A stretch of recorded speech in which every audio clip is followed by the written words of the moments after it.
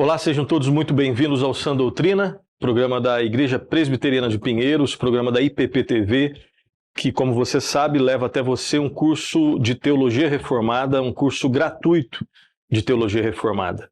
Esse é o nosso programa de número 99, é isso mesmo, estamos aí aos poucos chegando no nosso 100º programa. Hoje é o programa de número 99, nós estamos estudando o grande tema soteriologia, e dentro desse tema soteriologia, nós já estamos na parte 37. E hoje nós vamos estudar o seguinte tema: os diversos tipos de conversão. Nós vamos ver que, na verdade, existe um tipo de conversão, né? Somente um tipo de conversão que é verdadeira. Então, por que falar dos diversos tipos de conversão? Eu vou deixar um suspense aí no ar, né? E esperamos aí poder explicar o que nós queremos dizer com esse título. E lembrando que nós não estamos tirando aqui, inventando, né, do nada, a gente não tem direito de fazer isso. Nós estamos pedindo sempre ajuda aí a alguns irmãos do passado. Nesse caso aqui tem um livro do Anthony Huckman, que nós sempre estamos utilizando em boa parte dos nossos estudos, além de outras teologias sistemáticas, né, e outros livros, outras obras de referência da teologia, para a gente confeccionar. Então ele fala desses diversos tipos de conversão, não negociando o fato de que existe um tipo só de conversão verdadeira, mas, por exemplo, existem as conversões nacionais, as aparentes conversões, enfim, daqui a pouco nós vamos falar sobre isso. Como nós sempre fazemos em todos os programas, nós começamos relembrando o que nós estudamos no programa anterior. Então, no programa 98, onde nós estávamos também, né? E se você tem dúvidas sobre isso, se você ainda não acompanhou, se você está chegando agora aí no Sã Doutrina, você tem aí 98 programas, esse aqui é o 99, para você poder acompanhar, espalhe, compartilhe aí esse programa que tem, pela graça de Deus, ajudado alguns irmãos no mundo todo, dentro do Brasil, fora do Brasil aí. Nós temos aí contato de diversas pessoas que, pela graça de Deus, apesar de nós, né, o programa tem sido útil, pela graça de Deus. Então, relembrando, programa anterior, programa de número 98, nós vimos, primeiro ponto aqui, que a conversão, ela é a evidência externa da regeneração, que é uma realidade interna. Então, nós falamos sobre essas questões importantes, e quando nós pensamos, né, no caminho soteriológico, no caminho da salvação, né, nos vários aspectos dessa maravilhosa salvação proporcionada por Deus em sua graça, né, que transforma a nossa vida, operando arrependimento e fé, que ao mesmo tempo, né, são necessidades humanas. É o homem que tem que se arrepender e ter fé, e ao mesmo tempo, quando ele se arrepende e tem fé, é pela graça de Deus. E aqui, especificamente nesse primeiro ponto aqui, desse resumo, desse brevíssimo resumo do programa 98, nós vimos que existe pelo menos uma realidade interna e algumas realidades externas quando nós pensamos em salvação. A regeneração, ela é uma realidade interna, né? É aquela implantação de vida que Deus faz no ser humano que estava morto espiritualmente. Regeneração ou novo nascimento. E você sabe que alguém foi regenerado quando existe conversão. A conversão é a evidência externa da regeneração, que é uma realidade interna, e nós vimos isso em riqueza de detalhes no programa anterior. Vimos também que a conversão, ela envolve dois movimentos. Toda verdadeira conversão, ela envolve arrependimento, que é um não para a velha vida, né? É um não ao pecado, e fé, que é o segundo movimento, que é um sim em relação ao Senhor Jesus. Onde existe verdadeira conversão, é que existiu o verdadeiro arrependimento, e o arrependimento é esse não em relação ao pecado, e a fé, que é essa confiança, que envolve o aspecto cognitivo, intelectual, que envolve as emoções e que envolve também as volições, né? Muda a sua vontade, muda a sua forma de pensar, muda a sua forma de sentir e muda também as suas atitudes, os seus atos, né? Sempre essas três realidades. E essas três realidades indicam um movimento de concordância, de confiança, agora de amor em relação ao Senhor Jesus Cristo. Onde tem verdadeira conversão, tem isso. Inclusive, esse é um ponto muito importante para a gente entender esses vários tipos de conversão. E aí nós vamos falar desses vários tipos de conversão no programa de hoje, para deixar bem claro que existe somente tipo de conversão verdadeira, embora nós possamos falar em mudanças importantes e algumas que são falsas mudanças que a própria Bíblia nos ensina e descreve, ok? Vamos lá. A conversão, obviamente, é uma obra de Deus, isso é óbvio, tá? Em seu sentido mais restrito, ou seja, quando nós pensamos na regeneração, por exemplo, que é essa realidade interna. Quem muda o nosso interior, obviamente, é Deus. Agora, a conversão também, além de, em primeiro lugar, ser uma obra de Deus, é uma obra de Deus e do homem. Em que sentido, tá? Quando nós pensamos no arrependimento e na fé, que são necessidades e atitudes humanas. Mas perceba que não tem um ponto final aqui, não. Arrependimento e fé são necessidades humanas, são atitudes humanas e, ao mesmo tempo, são dons de Deus. As Escrituras nos ensinam exatamente dessa forma. Arrependimento é uma necessidade humana. É o homem que tem que se arrepender. Sem arrependimento não existe salvação. A fé, não é Deus que tem que ter fé, nós vimos isso. Deus é o objeto da nossa fé. Nós temos que ter fé nele. Quem que tem que ter fé? O ser humano. Então, arrependimento e fé são necessidades e são atitudes humanas. Mas quando o homem que tem que se arrepender e ter fé, ele consegue se arrepender e ter fé, na verdade, ele só consegue pela graça de Deus. As duas coisas ao mesmo tempo. Não é uma coisa ou outra. É uma coisa e a outra. Ou seja, há um sentido, o sentido mais fundamental, que a conversão é uma obra de Deus. E há um sentido, secundariamente, como um reflexo disso, que a conversão é uma obra de Deus e do homem nesse sentido aqui, tá? Nós explicamos em detalhes no programa anterior aqui, só um brevíssimo resumo. Inclusive, isso aqui é importante para entender isso daqui, o ponto anterior, inclusive naquilo que o homem é chamado a fazer, ou seja, se arrepender e ter fé, é ele quem faz, mas sempre ele faz pela graça de Deus e nunca a parte da graça de Deus. O homem não foi criado para viver sozinho, para fazer as coisas sozinho, né? O homem, ele sempre está diante de Deus.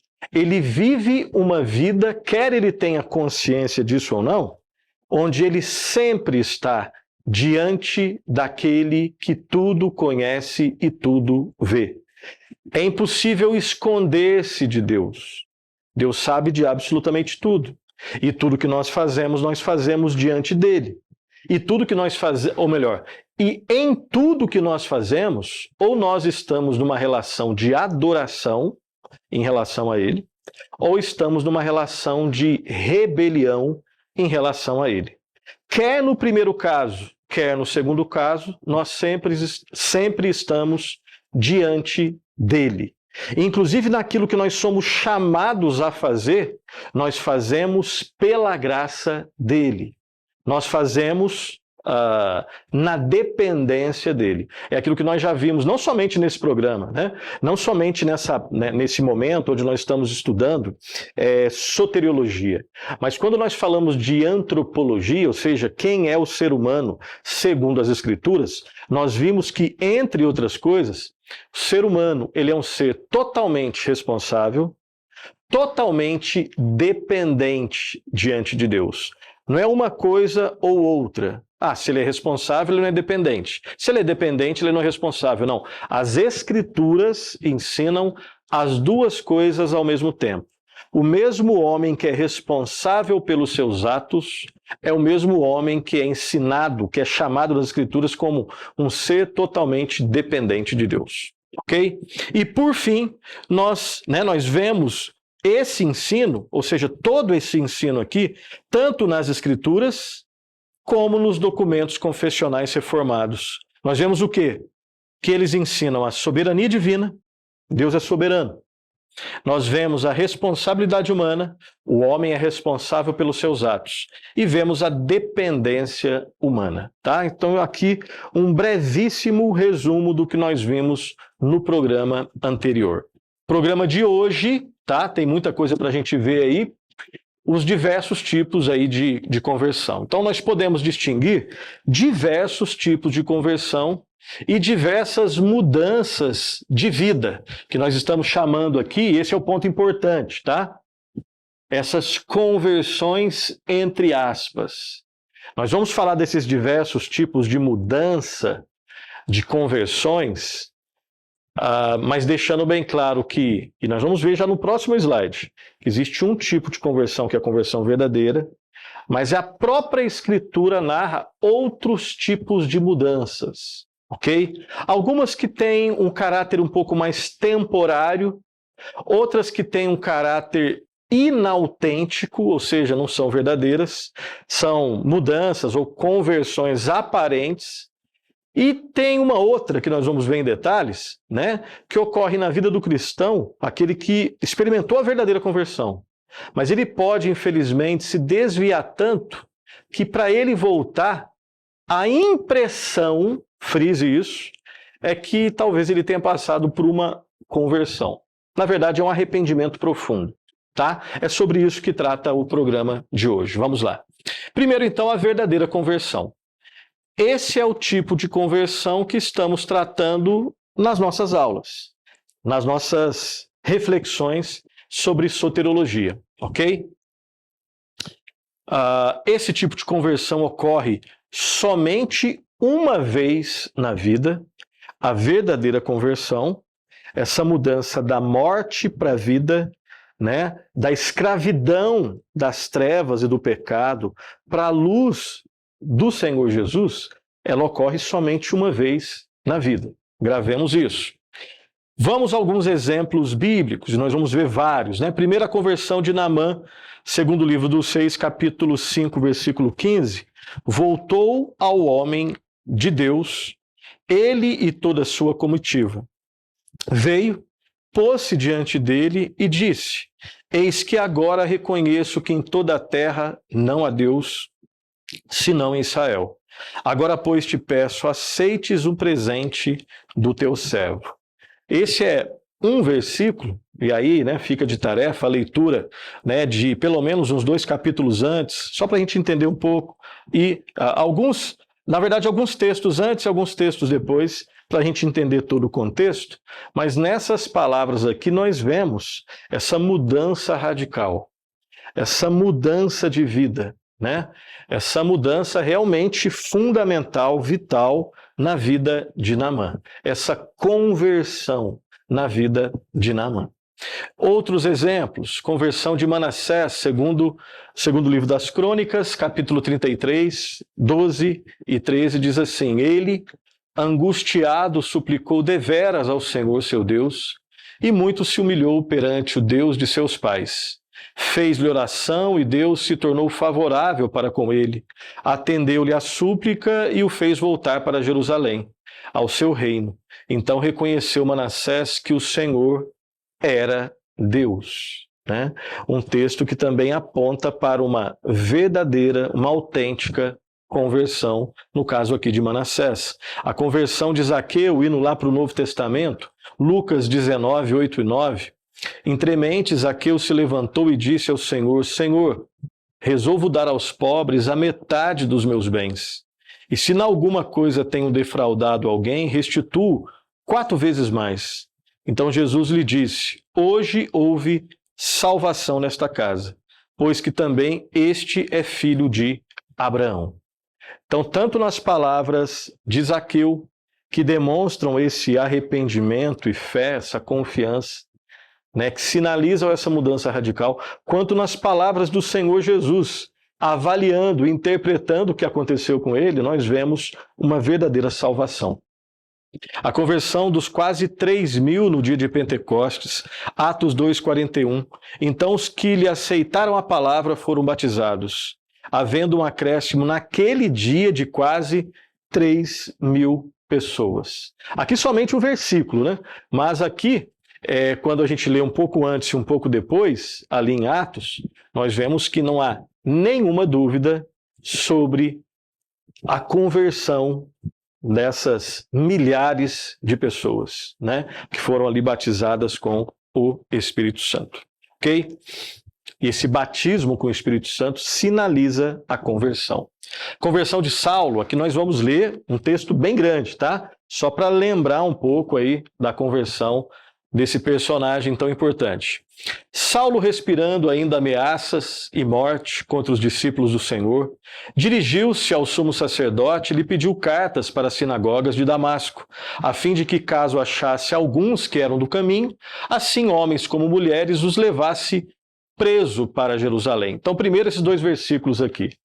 Primeiro, Paulo não queria se converter, claro, ele era como eu e você antes de Cristo, morto espiritual. Nesse caso específico, por todo o contexto, a história de Paulo, na verdade, nesse episódio, né, a gente está aqui lembrando o retrato da conversão, do contexto da conversão dele. Ele não queria converter, ele não estava se preparando para a conversão, nada disso. Ele queria matar cristão. Paulo, no episódio da sua conversão, na vontade dele, no arbítrio dele, ele queria o quê? A vontade dele. Qual era o plano para ele naquele dia? Ele tinha um plano. Conseguir alguns documentos, algumas cartas, para perseguir e, se possível, matar crente. Esse é o contexto. Vamos lá. Seguindo ele estrada fora, ao aproximar-se de Damasco, subitamente, de repente, né, uma luz do céu brilhou ao seu redor e, caindo por terra, ouviu uma voz que lhe dizia: Saulo, Saulo, por que me persegues? Ele perguntou: Quem és tu, Senhor? E a resposta foi: Eu sou Jesus, a quem tu persegues. Mas levanta-te e entra na cidade, onde te dirão o que te convém fazer. Os seus companheiros de viagem pararam, emudecidos, ficaram mudos, né? Ouvindo a voz, não vendo contudo ninguém. Então se levantou Saulo da terra e, abrindo os olhos, nada podia ver. E, guiando pela mão, levaram-no para Damasco. Esteve 3 dias sem ver, durante os quais nada comeu nem bebeu. Então algo aconteceu com ele. Ele foi na direção, na estrada ali de Damasco, só que Deus tinha um outro plano, né? Deus mudou a vida de Paulo. Deus é soberano em tudo e, obviamente, na conversão. Embora o arbítrio de Saulo, que não era livre, o arbítrio, a vontade de Saulo, era escrava da sua natureza morta. Ele queria matar crente. Só que a vontade de Deus, ela não violenta o arbítrio, ela transforma o nosso arbítrio. De escravo do pecado para agora servo de Deus, servo do Senhor Jesus Cristo, ok? A história não terminou aqui não, vamos lá. Ora, havia em Damasco um discípulo chamado Ananias, disse-lhe o Senhor numa visão: Ananias, ao que respondeu: Eis-me aqui, Senhor. Então o Senhor lhe ordenou: Dispõe-te, vai à rua, que se chama Direita, e na casa de Judas procura Saulo, apelidado de Tarso, pois ele está orando. Opa, calma aí. Paulo já está fazendo uma coisa que ele não fazia antes, né? Antes, obviamente, ele fazia lá suas preces no contexto ali do judaísmo, né? Aqui é orando no sentido, digamos assim, cristão, né? Ele está orando ao Deus que o derrubou, ao Deus que o tornou cego, para ele agora realmente enxergar a verdade. Estava orando. E viu entrar um homem chamado Ananias e impor-lhe as mãos para que recuperasse a vista.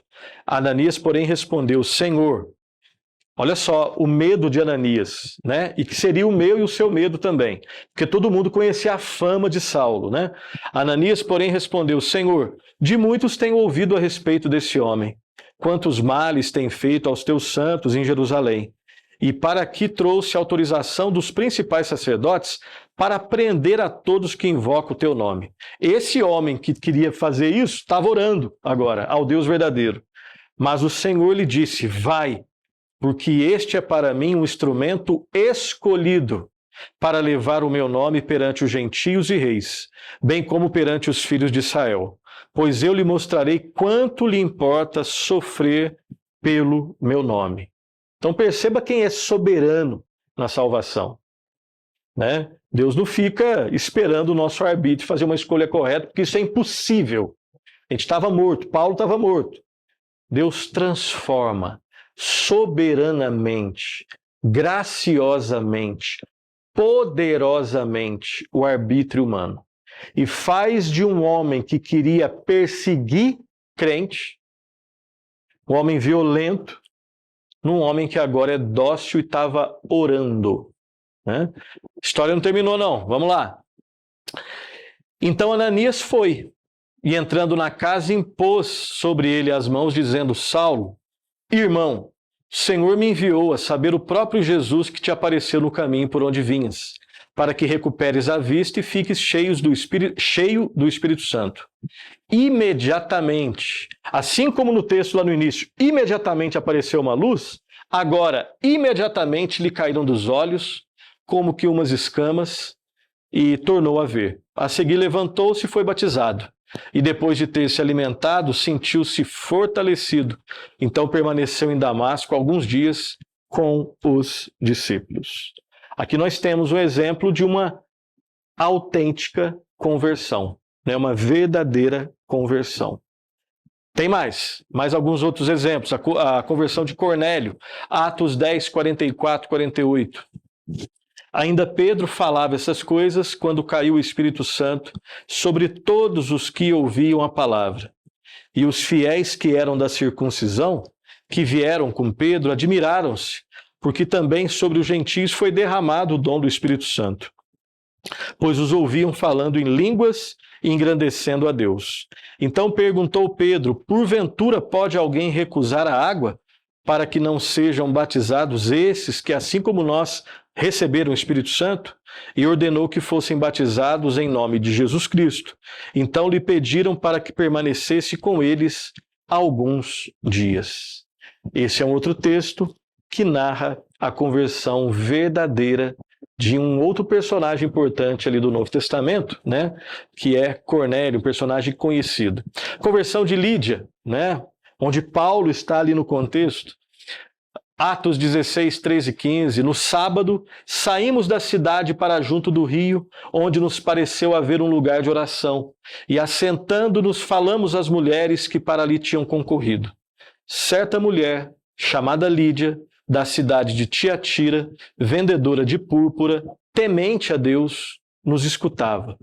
O Senhor lhe abriu o coração. Olha só, quem abre o coração é o Senhor, para atender às coisas que Paulo dizia. Depois de ser batizada, ela e toda a sua casa nos rogou, dizendo: se julgais que eu sou fiel ao Senhor, entrai em minha casa e aí ficai, e nos constrangeu a isso, né? Lídia, que era uma mulher, como o texto diz, temente a Deus, e esse temente a Deus significa não que ela já era uma convertida, tá? Significa que ela era uma pessoa religiosa, uma pessoa que já tinha consideração pelo Senhor, uma consideração de saber que ele existe, que de repente talvez ele seja o único, né? Mas ela não tinha ainda ele como o seu Senhor, o seu Redentor, até que o Senhor lhe abriu o coração, para que ela pudesse entender e atender às coisas que Paulo dizia. Como consequência, ela é batizada. Como consequência, ela abre a sua casa para que Paulo e aqueles que estavam com ele, né, ficassem ali. Ela constrange aqueles homens a ficarem em sua casa, né? Tem hospitalidade, obviamente, ela é hospitaleira, mas é uma hospitalidade radical. É uma hospitalidade onde ela corria risco, porque ela estava hospedando em sua casa, no seu lar, pessoas que eram tratadas ou consideradas socialmente como criminosos ou quase isso. Então, esse é um sinal de que esse é um dos sinais. Além de ser batizada, além dela convencer, né, a ela e toda a sua casa a serem batizados, ela hospeda nesse contexto todo, né, com risco para ela, criminosos em sua casa. E dali vai surgir, né, uma igreja ali naquela região, daquela parte do mundo. Então você vê ali os sinais de uma conversão autêntica, de uma conversão verdadeira. A conversão do carcereiro de Filipos, Atos 16, 29 ao 34. Então o carcereiro, tendo pedido uma luz, entrou precipitadamente, trêmulo, prostrou-se diante de Paulo e Silas. Depois, trazendo-os para fora, disse: Senhores, que devo fazer para que seja salvo? Responderam-lhe: crê no Senhor Jesus e será salvo tu e tua casa. E lhe pregaram a palavra de Deus e a todos os de sua casa. Naquela mesma hora da noite, cuidando deles, lavou-lhes os vergões dos açoites.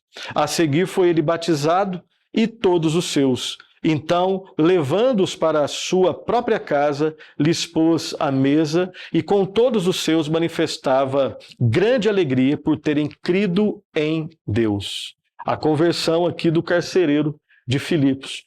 Outro exemplo, agora, né, continuando essa série de exemplos no Novo Testamento, de alguém que foi transformado espiritualmente, radicalmente, pela graça poderosa de Deus, manifestando arrependimento, manifestando fé e, consequentemente, sendo batizados. Ok? Esses todos são exemplos de autênticas conversões. Mas nas Escrituras, com muito cuidado, nós vemos outros exemplos. Segundo tipo, né? A Bíblia também fala, ela se refere à chamada conversão nacional. Ocorre quando uma nação inteira se volta para o Senhor. Vamos analisar um pouquinho esse tipo de conversão. Os exemplos de conversões nacionais tiveram vida curta, né? Nós até colocamos aqui conversões nacionais entre aspas. Por quê? Vamos tentar entender isso daqui. Os exemplos de conversões nacionais não refletem a verdadeira conversão. Em que sentido? No coração de cada membro da nação. Ou seja, existe a possibilidade, obviamente, de que pessoas, várias, algumas, enfim, tenham realmente, verdadeiramente, experimentado a conversão, ou experimentado a verdadeira conversão. Mas esse tipo de conversão nacional não significa que todos passaram pela verdadeira conversão. Vamos analisar. No caso de Israel, quando um líder piedoso era substituído por um líder corrupto, normalmente o povo voltava aos caminhos errados. Vejamos alguns exemplos desse tipo de conversão, da conversão nacional. Estamos colocando aqui entre aspas, né? Por exemplo, sob a liderança de Josué, o povo de Israel prometeu servir ao Senhor e obedecê-lo. Josué 24, 14 a 27. Vamos lá? Acompanha aí. Agora, pois, temei ao Senhor e servi-o com integridade e com fidelidade. Deitai fora os deuses aos quais serviram vossos pais, da além do Eufrates e no Egito, e servi ao Senhor. Porém, se vos parecer mal servir ao Senhor, escolhei hoje a quem servais, se aos deuses a quem serviram vossos pais, que estavam da além do Eufrates, ou aos deuses dos amorreus em cuja terra habitais. Eu e minha casa serviremos ao Senhor. Então respondeu o povo e disse: longe de nós o abandonarmos o Senhor para servirmos a outros deuses, porque o Senhor é o nosso Deus. Ele é quem nos fez subir, a nós e a nossos pais, da terra do Egito, da casa da servidão. Quem fez estes grandes sinais aos nossos olhos e nos guardou por todo o caminho em que andamos, e entre todos os povos pelo meio dos quais passamos. O Senhor expulsou de diante de nós todas essas gentes, até o amorreu, morador da terra. Portanto, nós também serviremos ao Senhor, pois Ele é o nosso Deus. Perceba aqui, antes de continuar a leitura, né, que existe a possibilidade que várias pessoas se converteram verdadeiramente. Mas se você ler a continuação da história, você perceberá que depois o povo retrocedeu. Né? Então aqui você tem um povo fazendo um juramento de fidelidade, e mais à frente, retornando, voltando atrás, dando as costas a Deus. Continuando o texto, então Josué disse ao povo: não podereis servir ao Senhor, porquanto é Deus santo, Deus zeloso, que não perdoará a vossa transgressão nem os vossos pecados. Se deixardes o Senhor e servirdes a deuses estranhos, então se voltará e vos fará mal e vos consumirá, depois de vos ter feito bem. Então disse o povo a Josué: não, antes serviremos ao Senhor. Josué disse ao povo: sois testemunhas contra vós mesmos de que escolhestes o Senhor para o servir. E disseram: nós o somos. Olha só a certeza deles aqui: nós o somos. Agora, pois, deitai fora os deuses estranhos que há no meio de vós e inclinai o coração ao Senhor, Deus de Israel. Disse o povo a Josué: ao Senhor nosso Deus serviremos e obedeceremos a sua voz. Assim, naquele dia fez Josué aliança com o povo e lhe pôs por estatuto e direito em Siquém. Josué escreveu essas palavras num livro da lei de Deus. Tomou uma grande pedra e a erigiu ali embaixo do carvalho que estava em lugar santo do Senhor. Disse Josué a todo o povo: eis que esta pedra nos será testemunha, pois ouviu todas as palavras que o Senhor nos tem dito. Portanto, será testemunha contra vós outros, para que não mintais a vosso Deus. Então, de novo, você tem o povo sendo avisado da seriedade, né? Da seriedade daquilo que eles estavam assumindo ali. Tempos depois, o povo, ele não demonstrou, não ilustrou aquilo com a vida deles, né? Não conseguiu realmente testemunhar com a vida deles aquilo que eles haviam falado, aquilo que eles haviam acabado ali de firmar diante de Deus e diante deles mesmos, ok? Um outro tipo de conversão nacional, agora no contexto de Ezequias, 2 Crônicas 29, 10, 36. Vamos lá? Agora estou resolvido a fazer aliança com o Senhor, Deus de Israel, para que se desvie de nós o ardor da sua ira. Filhos meus, não sejais negligentes, pois o Senhor vos escolheu para estardes diante dele, para o servirdes, para serdes seus ministros e queimardes incenso. Então se levantaram os levitas, Maate, filho de Amassai, e Joel, filho de Azarias, dos filhos dos coatitas, dos filhos de Merari, Quis, filho de Abdi, e Azarias, filho de Jealelel, dos Gersonitas, Joá, filho de Zima, e Éden, filho de Joá, dos filhos de Elisafã, Sinri e Jeuel, dos filhos de Asaf, Zacarias e Matanias, dos filhos de Emã, Jeuel e Simei, dos filhos de Gedutum, Semaías e Uziel. Congregaram, eu li certo? Li, isso mesmo. Congregaram a seus irmãos, santificaram-se e vieram segundo a ordem do rei pelas palavras do Senhor, para purificarem a casa do Senhor.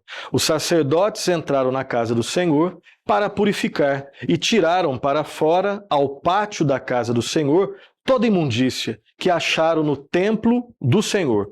E os levitas a tomaram para levarem fora ao ribeiro de Cedron. O texto vai continuar, mas tudo isso aqui mostrando que eles já estão fazendo algumas mudanças. Eles assumem algumas mudanças e começam algumas mudanças mesmo. Vamos continuar aqui. Começaram, pois, a santificar no primeiro dia do primeiro mês, ao 8º dia do mês, vieram ao pórtico do Senhor e santificaram a casa do Senhor em 8 dias. No 16º dia do mês acabaram. Então foram ter com o rei Ezequias no palácio e disseram: já purificamos toda a casa do Senhor, como também o altar do holocausto com todos os seus utensílios e a mesa da proposição com todos os seus objetos. Também todos os objetos que o rei Acás, no seu reinado, lançou fora, na sua transgressão, já preparamos e santificamos, e eis que estão diante do altar do Senhor. Então o rei Ezequias se levantou de madrugada, reuniu os príncipes da cidade e subiu à casa do Senhor. Mandou trazer 7 novilhos, 7 carneiros, 7 cordeiros e 7 bodes, como oferta pelo pecado a favor do reino, do santuário e de Judá. E aos filhos de Arão os sacerdotes que os oferecessem sobre o altar do Senhor. Mortos os novilhos, os sacerdotes tomaram sangue e o aspergiram sobre o altar. Mataram os carneiros e aspergiram sangue sobre o altar. Também mataram os cordeiros e aspergiram sangue sobre o altar. Para oferta pelo pecado, trouxeram os bodes perante o rei e a congregação e puseram as mãos sobre eles. Então, de novo, do 17 até o 23, e o texto vai continuar, aqui eles já estão fazendo, tendo algumas atitudes que sinalizam mudança, que sinalizam aqueles votos que eles haviam assumido, né? Os sacerdotes os mataram e com o sangue fizeram uma oferta pelo pecado ao pé do altar, para expiação de todo Israel, porque o rei tinha ordenado que se fizesse aquele holocausto e oferta pelo pecado por todo Israel. Também estabeleceu os levitas na casa do Senhor com símbolos, alaúdes e harpas, segundo o mandato de Davi e de Gade, o vidente do rei e do profeta Natã, porque este mandado veio do Senhor por intermédio de seus profetas. Estavam, pois, os levitas em pé, com os instrumentos de Davi, e os sacerdotes com as trombetas. Deu ordem a Ezequias que oferecesse o holocausto sobre o altar. Em começando o holocausto, começou também o cântico ao Senhor, com as trombetas ao som dos instrumentos de Davi, rei de Israel. Toda a congregação se prostrou quando se entoava o cântico e as trombetas soavam, tudo até findar-se o holocausto. Tendo eles acabado de oferecer o sacrifício, o rei e todos os que estavam com ele prostraram-se e adoraram. Então o rei Ezequias e os príncipes ordenaram aos levitas que louvassem ao Senhor com as palavras de Davi e de Asaf, o vidente. Eles o fizeram com alegria e se inclinaram e adoraram. Agora terminando. Disse ainda Ezequias: agora vos consagrastes a vós mesmos ao Senhor. Chegai-vos e trazei sacrifícios e ofertas de ações de graças à casa do Senhor. A congregação trouxe sacrifícios e ofertas de ações de graças, e todos os que estavam de coração disposto trouxeram holocaustos. O número de holocaustos que a congregação trouxe foi de 70 bois, 100 carneiros e 200 cordeiros, tudo isso em holocausto para o Senhor. Também foram consagrados 600 bois e 3.000 ovelhas. Os sacerdotes, porém, eram muito poucos e não podiam esfolar a todos os holocaustos, pelo que seus irmãos, os levitas, os ajudaram até findar-se a obra e até que os outros sacerdotes se santificaram, porque os levitas foram mais retos de coração para se santificarem do que os sacerdotes. Além dos holocaustos em abundância, houve também a gordura das ofertas pacíficas e as libações para os holocaustos. Assim se estabeleceu o ministério da casa do Senhor. Ezequias e todo o povo se alegraram por causa daquilo que Deus fizera para o povo, porque subitamente se fez esta obra. Então perceba, todo esse relato, né, esses 36 versículos, apontando para um arrependimento.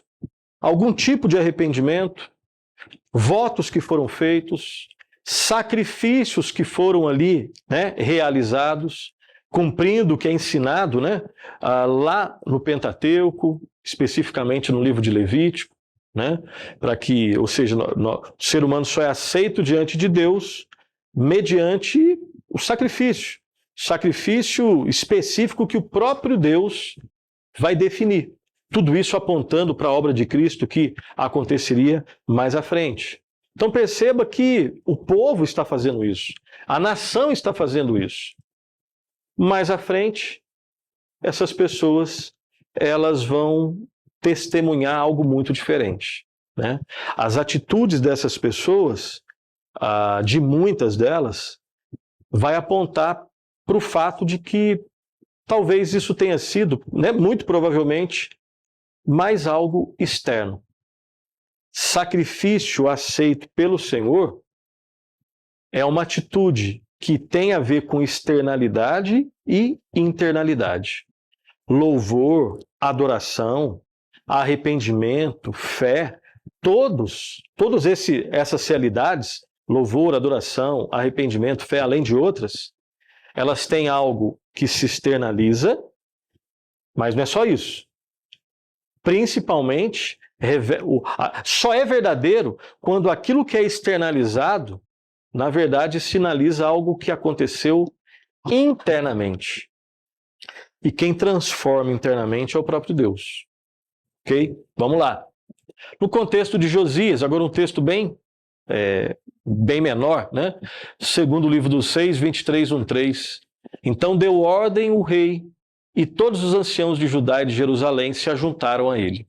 O rei subiu à casa do Senhor, e com ele todos os homens de Judá, todos os moradores de Jerusalém, os sacerdotes, os profetas e todo o povo, desde o menor até o maior. E leu diante deles todas as palavras do livro da aliança que foram encontrado na casa do Senhor. O rei se pôs em pé junto à coluna e fez aliança ante o Senhor para o seguirem, guardarem os seus mandamentos, os teus testemunhos e os seus estatutos, de todo o coração e de toda a alma, cumprindo as palavras desta aliança que estavam escritas naquele livro. E todo o povo anuiu a esta aliança.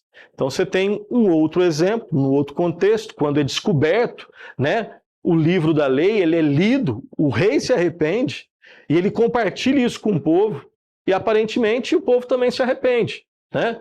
E é claro, o texto não entra em todos os detalhes, mas é possível que muitas pessoas ali tenham convertido verdadeiramente. Mas essa conversão nacional não significa que todos, toda a nação, sem exceção, eles realmente passaram por um verdadeiro arrependimento, uma verdadeira conversão. A conversão do povo de Nínive em resposta à pregação de Jonas. Jonas 3, 1-10, veio a palavra do Senhor segunda vez a Jonas, dizendo: Dispõe-te, vai à grande cidade de Nínive e proclama contra ela a mensagem que hoje te digo. Levantou-se, pois, Jonas e foi a Nínive segundo a palavra do Senhor. Ora, Nínive era cidade muito importante diante de Deus, e de 3 dias para percorrê-la. Começou Jonas a percorrer a cidade caminho de um dia e pregava e dizia: ainda 40 dias e Nínive será subvertida. Essa era a mensagem, né? Os ninivitas creram em Deus e proclamaram um jejum e vestiram-se de panos de saco, desde o maior até o menor. Chegou-se essa notícia ao rei de Nínive. Ele levantou-se do seu trono, tirou de si as vestes reais, cobriu-se de pano de saco e assentou-se sobre cinza. E fez-se proclamar e divulgar em Nínive, por mandato do rei e seus grandes, nem homens, nem animais, nem bois, nem ovelhas provem coisa alguma, nem os levem ao pasto, nem bebam água, mas sejam cobertos de pano de saco, tanto os homens como os animais, e clamarão fortemente a Deus, e se converterão cada um do seu mau caminho e da violência que há nas suas mãos. Quem sabe se voltará a Deus e se arrependerá e se apartará do furor da sua ira, de sorte que não pereçamos? Viu Deus o que fizeram, como se converteram do seu mau caminho, e Deus se arrependeu do mal que tinha dito lhes faria e não o fez. Existem intérpretes, né, que vão dizer que essa conversão ela foi realmente ipsis literis em todas as pessoas, e outros vão dizer que não necessariamente. E fato é que tempos depois, Nínive voltou às práticas antigas. Isso de nada invalida, obviamente, né, o fato de que existiram, né, arrependimentos sinceros e conversões sinceras. Mas o ponto nosso é que quando nós falamos, né, de conversões nacionais, não necessariamente significa que todas as pessoas, sem exceção, experimentaram uma autêntica conversão.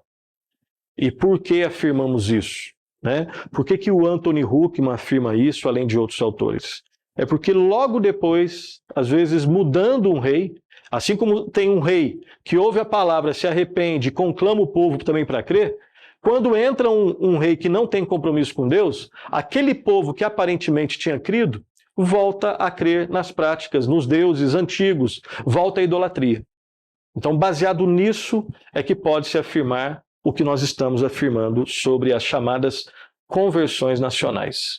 Terceiro tipo, podem existir também conversões, e perceba que nós estamos utilizando entre aspas, tá? Entre aspas, conversões temporárias, ou seja, mudanças temporárias, né? São conversões aparentes, não genuínas. No final das contas, não chega a ser uma conversão, tá? Mas por que chamamos de conversão ainda, mesmo entre aspas? Porque em algum ponto da história, se parece conversão. Tá? Vamos lá. Jesus trata sobre esse tipo de conversão na parábola do semeador. Isso ocorre quando a pessoa recebe a semente que caiu em terreno pedregoso. Esse tipo de semente descreve o homem que, olha só, parece sim, num certo momento parece. É que a gente conhece a história do final e fala, ó, é falso, tá? Mas tenta se colocar na história. Em algum momento parece que é de verdade. Aquele homem que ouve a palavra e a recebe logo. Olha só, ele recebe a palavra com alegria, mas aí, na continuidade da história, não tem raiz em si mesmo, sendo antes de pouca duração. Quando chega a angústia ou a perseguição por causa da palavra, a pessoa logo se escandaliza. Mateus 13, 20 e 21. O que foi semeado em solo rochoso, esse é o que ouve a palavra e a recebe logo, com alegria, mas não tem raiz em si mesmo, sendo antes de pouca duração. Em lhe chegando a angústia ou a perseguição por causa da palavra, logo se escandaliza. Para refletir, algumas vezes as pessoas podem parecer convertidas, mas a aparência engana. E aqui, eu creio que nós não devemos fazer uma análise necessariamente das outras pessoas, né? Ah, será que ele é? Ah, eu estou lembrando de um caso. Às vezes a gente pode até lembrar, mas eu creio que é saudável, com cuidado, fazermos uma autorreflexão, né? Como está a minha fé? Né? Como que está a sua fé? Perceba que nós não estamos perguntando se você é de uma igreja, se você é oficial da igreja, se você estudou teologia. Não estamos perguntando isso. Pergunta como anda a minha fé? Eu tenho sinais de um convertido? Né? Eu me arrependi e continuo me arrependendo dos pecados? Eu um dia confiei e continuo confiando em Cristo como meu Salvador, Redentor, Senhor da minha vida, né? Independente, né, se a resposta é sim, graças a Deus. E ore pelas pessoas, né? Ore por você. Se a resposta, você de repente não vê algum sinal, não é para desistir. Na verdade, assim, desista de você, né? Eu devo desistir de mim mesmo e confiar em Cristo, né? Se de repente eu faço essa autoanálise, guiado pela palavra, e chego à conclusão de que de repente eu não estou conseguindo ver sinais, então não é para desistir, é para se arrepender e crer no Senhor Jesus e recomeçar. Ou de repente começar pela primeira vez, né? Vamos lá. Exemplos de pessoas assim na Escritura, Himeneu e Alexandre, 1 Timóteo 1, 18, 20. Esse é o dever de que te encarrego, ó filho Timóteo. É Paulo escrevendo para Timóteo. Segundo as profecias de que antecipadamente foste objeto. Preste atenção. Combate firmado nelas o bom combate, mantendo fé e boa consciência. Porquanto alguns, tendo rejeitado a boa consciência, vieram a naufragar na fé. Começaram na fé, em algum momento naufragaram. Começaram em algum tipo de fé, né? E dentre esses se encontram Himeneu e Alexandre, os quais entreguei a Satanás para serem castigados, a fim de não mais blasfemarem. Himeneu e Alexandre haviam começado na fé, de alguma forma, né? Fileto é um outro exemplo, 2 Timóteo 2, 17 e 18. Além disso, a linguagem deles corrói como câncer, entre os quais se incluem Himeneu e Fileto. Estes se desviaram da verdade, ou seja, se desviaram é porque começaram na verdade. Começaram na verdade. E quando tinham começado, parecia que era conversão, né? Asseverando que a ressurreição já se realizou e estão pervertendo a fé de alguns. Ou seja, aqui existe uma outra gravidade, né? Eles não só nutrem neles mesmos uma crença errada, eles começam agora a espalhar e perverter a fé de outras pessoas. Mas haviam começado bem. E se nós batêssemos um retrato do início, parecia que era conversão, tá?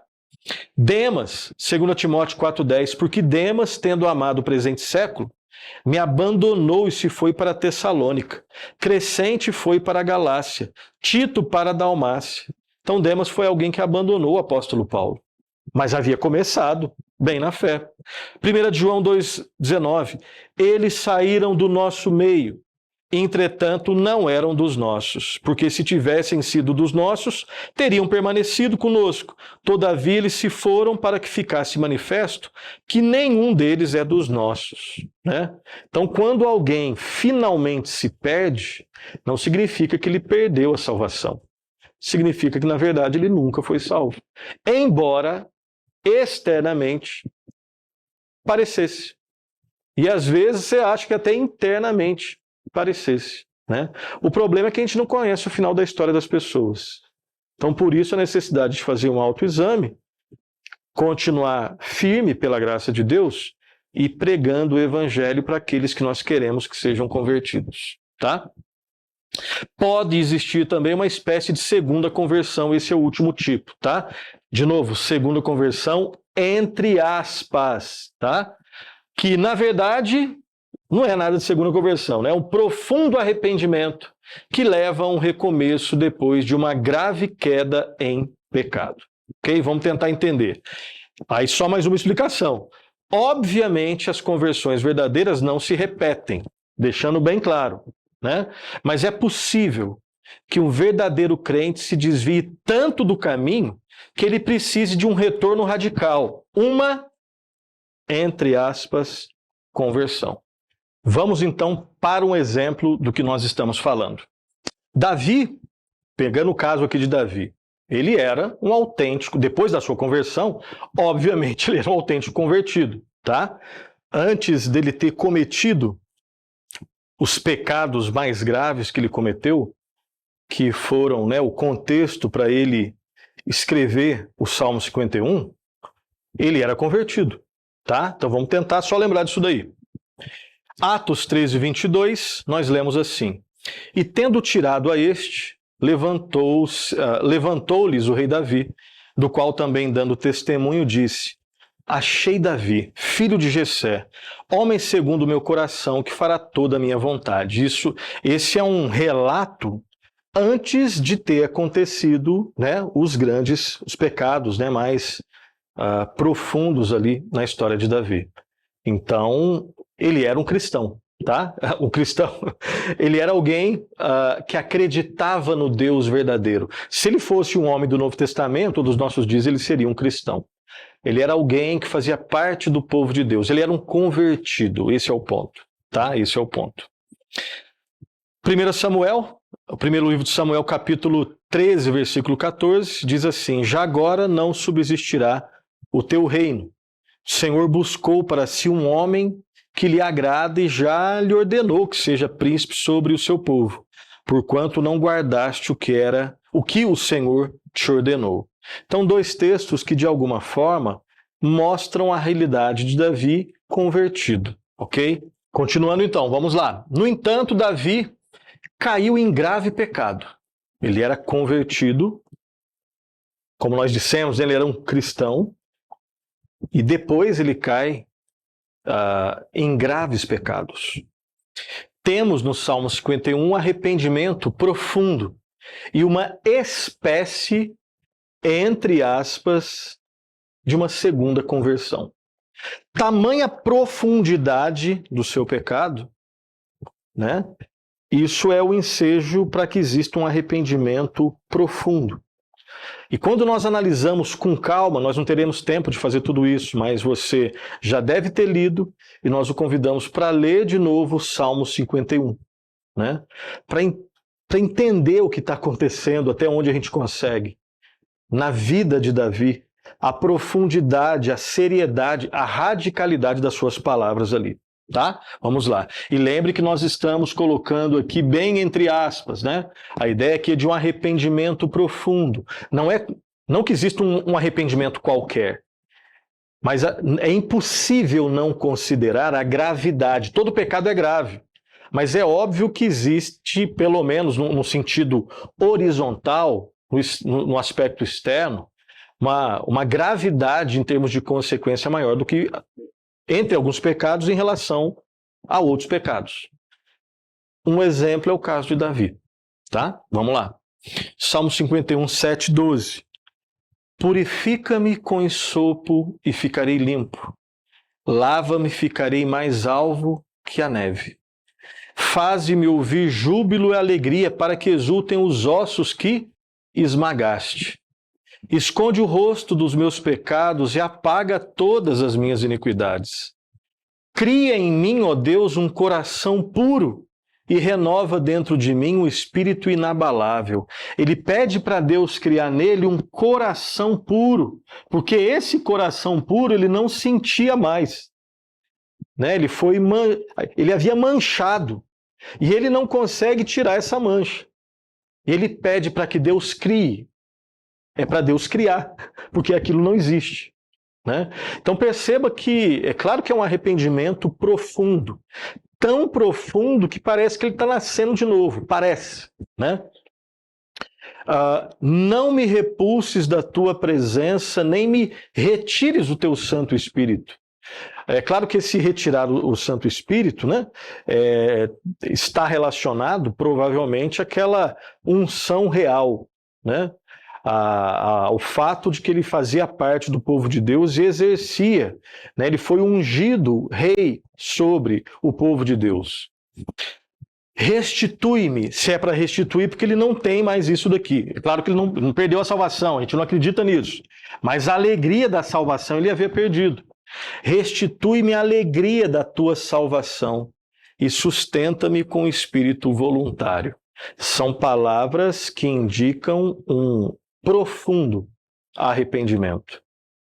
Quase que uma nova conversão, se isso fosse possível. Nós sabemos que não existe, né?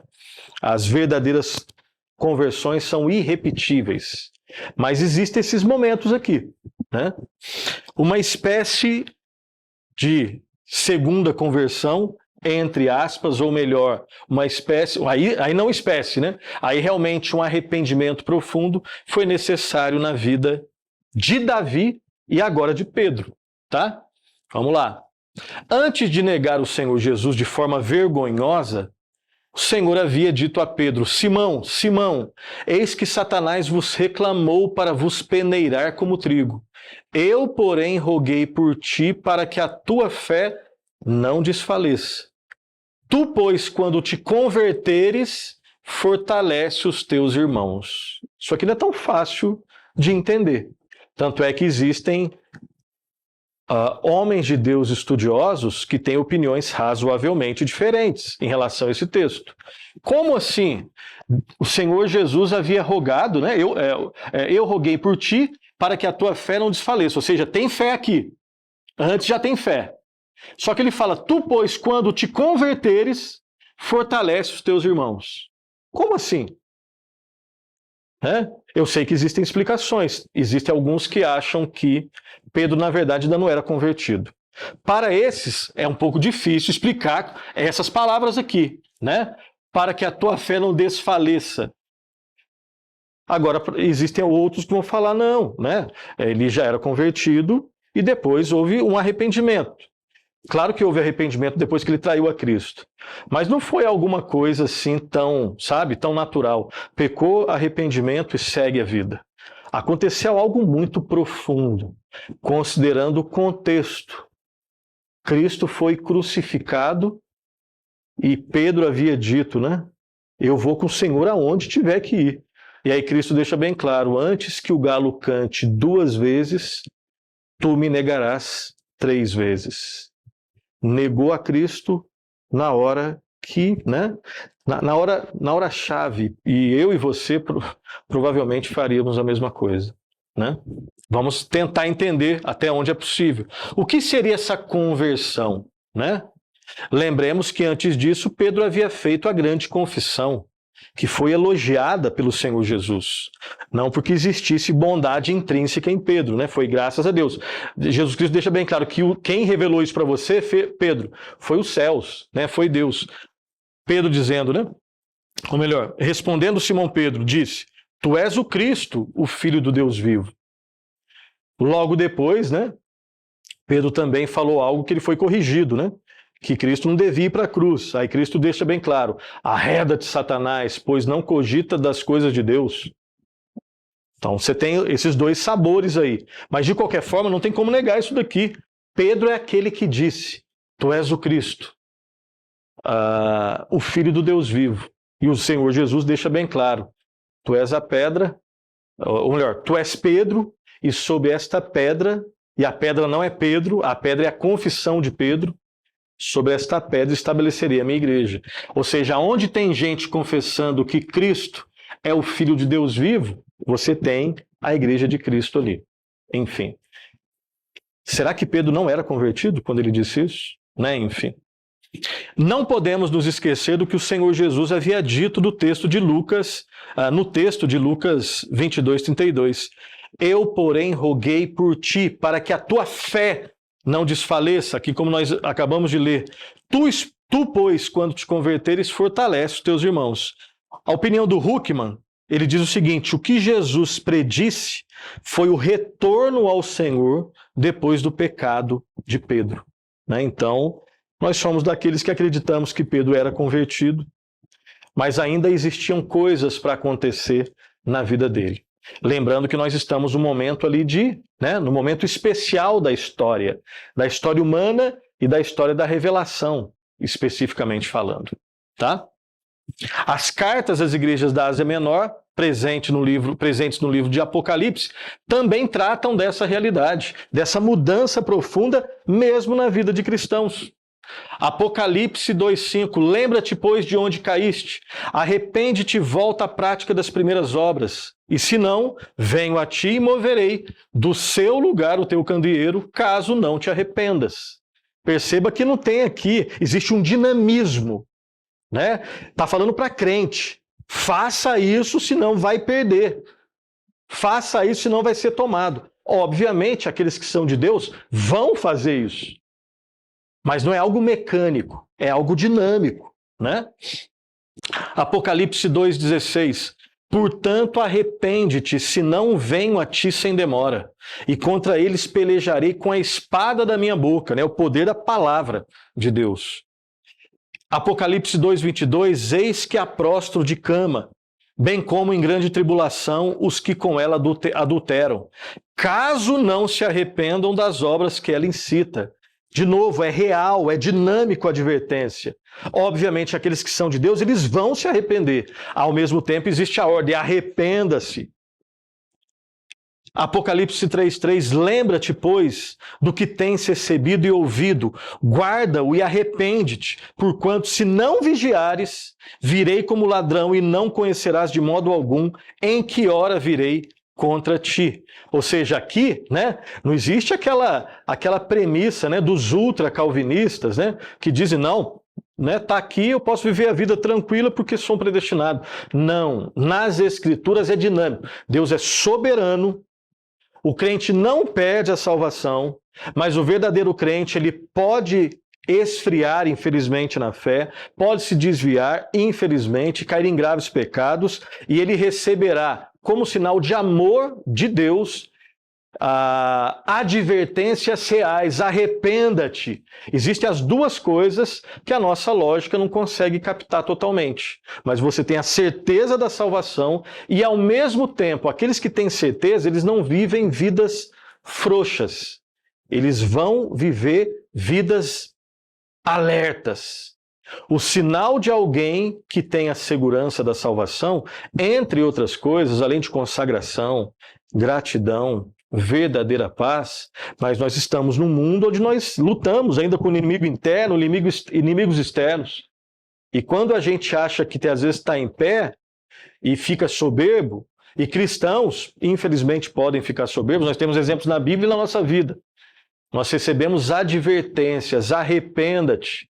E quando nós não nos arrependemos, caímos em grandes pecados escandalosos, enfim, a sensação, às vezes, nós não acreditamos que pode perder a salvação, mas a sensação é que, às vezes, a gente deixou de ser cristão. Existe essa possibilidade. Não é que você deixou, Mas às vezes o pecado é tão profundo que na sua percepção, embora a Bíblia fale outra coisa, na sua percepção você perdeu. E aí como que o cristão ele volta ao caminho?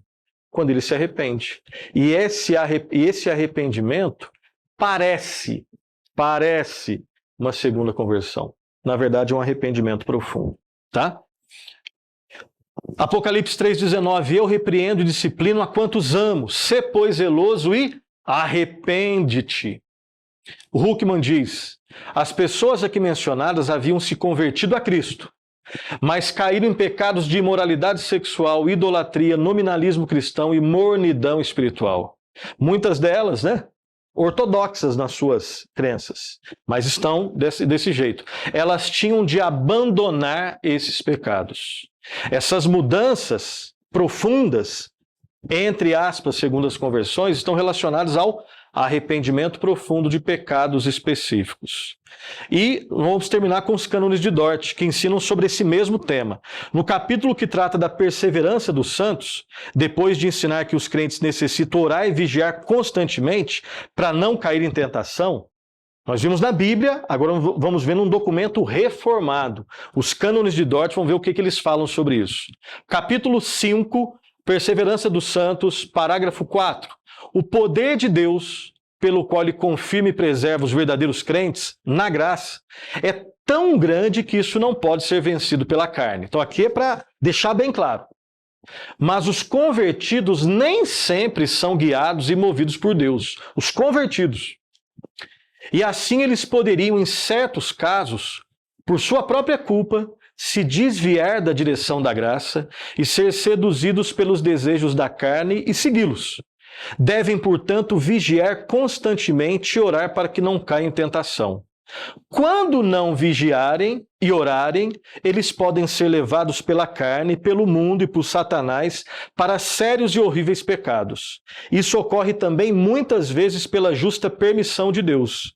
A lamentável queda de Davi, Pedro e outros santos que nós lemos, descrita na Sagrada Escritura, demonstra exatamente isso. E aí tem mais 2 parágrafos aqui menores, tá? Parágrafo 6. Pois Deus, que é rico em misericórdia, de acordo com o imutável propósito da eleição, não retira completamente o espírito dos seus, mesmo em sua deplorável queda, nem tampouco permite que venham a cair tanto que recaiam da graça da adoção e do estado de justificado. Nem permite que cometam um pecado que leva à morte, isto é, o pecado contra o Espírito Santo, e assim sejam totalmente abandonados por ele, lançando-se na perdição eterna. Deus, por mais deplorável que seja, no seu povo, ele ainda preserva, Parágrafo 7, por fim. Pois, em primeiro lugar, em tal queda, Deus preserva nele sua imperecível semente da regeneração, a fim de que esta não pereça nem seja lançada fora. Além disso, através da sua palavra e do seu Espírito, certamente ele os renova efetivamente para arrependimento. Como resultado, eles se afligem de coração com uma tristeza para com Deus pelos pecados que eles têm cometido. Procuram e obtêm pela fé, com coração contrito, perdão pelo sangue do mediador e experimentam novamente a graça de Deus, que é reconciliado com eles, adorando sua misericórdia e fidelidade. E de agora em diante eles se empenham mais diligentemente pela sua salvação, com temor e tremor. Então, inclusive nos cânones de Dort, só para ficar nesse documento, eles falam sobre a realidade de que Deus é soberano, ele preserva os seus, mas crentes, infelizmente, nas Escrituras e na nossa história, eles infelizmente podem cair, se desviar, entrar nesse estado deplorável. E às vezes o seu sentimento é que ele se perdeu. Mas um verdadeiro crente, ele vai acordar, se arrepender pela graça de Deus. Por quê? Porque Deus preserva nele a semente da regeneração. E realmente há poder no sangue do Senhor Jesus Cristo. E aí ele se arrepende e volta novamente. Ok? Considerações finais. A rigor, existe somente um tipo de conversão, a saber, a conversão verdadeira. Por outro lado, olhando com atenção as informações bíblicas, podemos notar outros tipos de mudanças radicais na vida de crentes. Outras conversões, entre aspas, e que devem ser, sim, analisadas. O objetivo de destacarmos essas diferentes mudanças ou conversões é para quê? Para enfatizarmos a necessidade da verdadeira conversão, bem como o perigo das falsas conversões e a necessidade de mudanças profundas na vida de verdadeiros cristãos que se desviam do caminho. Não descanse na sua tradição teológica, embora a tradição teológica bíblica seja uma bênção, mas coloque a sua fé nela para ver. A nossa confiança, ela deve estar somente no Senhor Jesus Cristo, no seu ensino e na sua obra substitutiva, salvífica, expiatória, lá na cruz do Calvário. Seu sangue puro, precioso e poderoso ali derramado, que é o único suficiente para a nossa redenção e santificação. Ok? Como nós sempre fazemos, né? Primeiro essa oração, que o Senhor tenha misericórdia de nós e nos ajude a entender essas realidades e a viver em comunhão com Ele. E nós sempre damos algumas indicações bibliográficas, né? Quero indicar esses 2 livros preciosos. Primeiro, o do Chris Lundgaard, da editora Cultura Cristã, O Mal que Habita em Mim.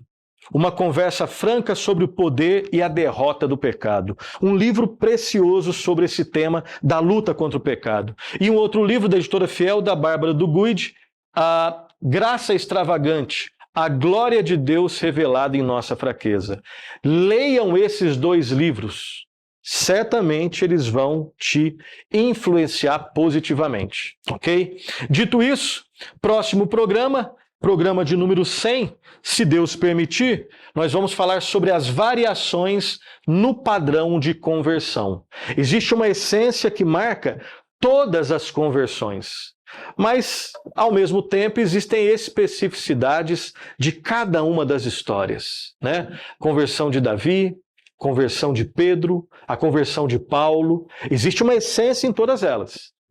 Mas, ao mesmo tempo, existem especialidades, especificidades em cada uma delas. Deus permitindo, próximo programa, o programa de número 100. Obrigado pela paciência, bons estudos, espalhe esse programa, faça comentários lá para a gente interagir e até a próxima, que Deus muito o abençoe.